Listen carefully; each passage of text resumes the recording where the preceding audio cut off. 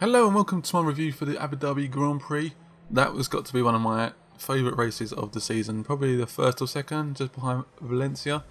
But this race was absolutely amazing, and I'm 100% sure I'm probably going to miss quite a bit out because a lot happened and I can't actually remember all of it.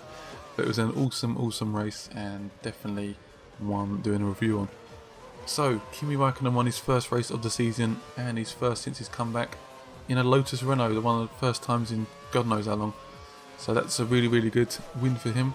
I think that means he's still outside the championship now. I don't think he can win it because Vettel had a very good race as well. Alonso came second. I mean, he slightly closed the gap on Sebastian Vettel by 10 points.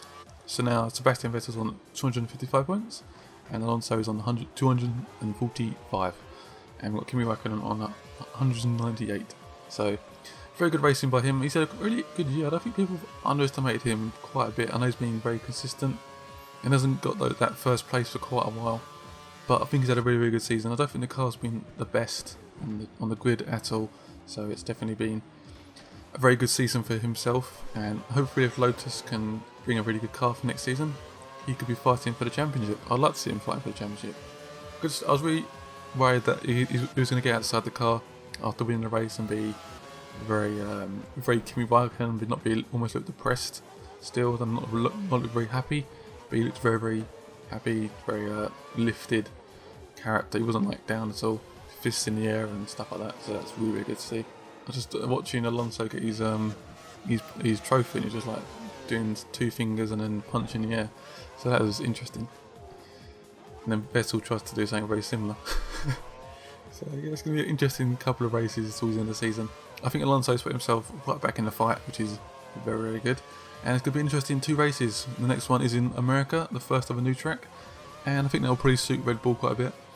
And we have Brazil, which is always an awesome track to watch. Some of you might know Sebastian Vettel got a penalty in qualifying, and yeah, that was unfortunate for him. So he had to start from the back of the grid, so he had to start in the pit lane.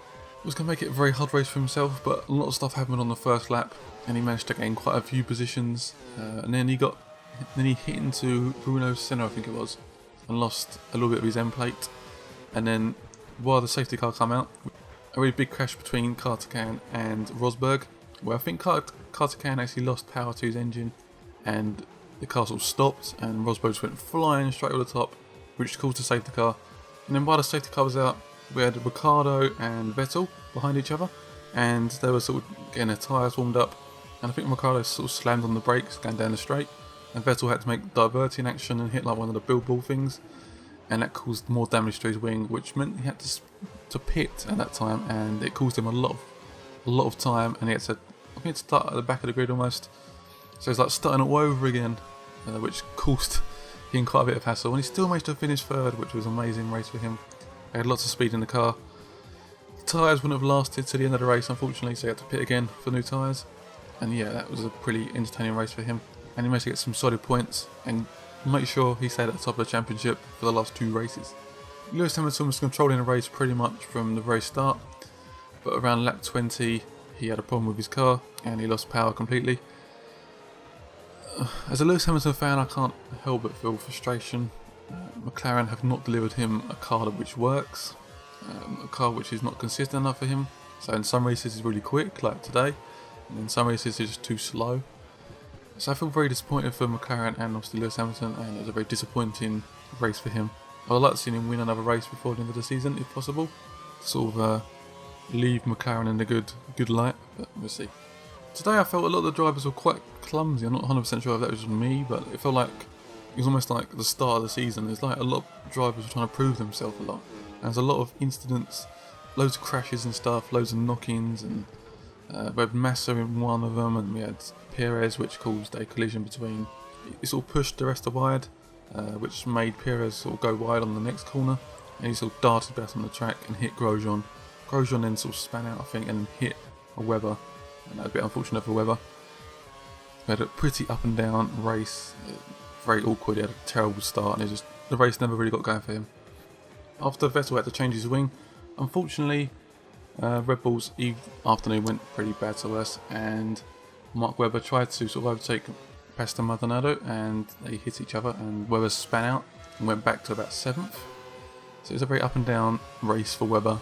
Very unfortunate for him. The start race was quite interesting as well. We had 4 cars going into first corner.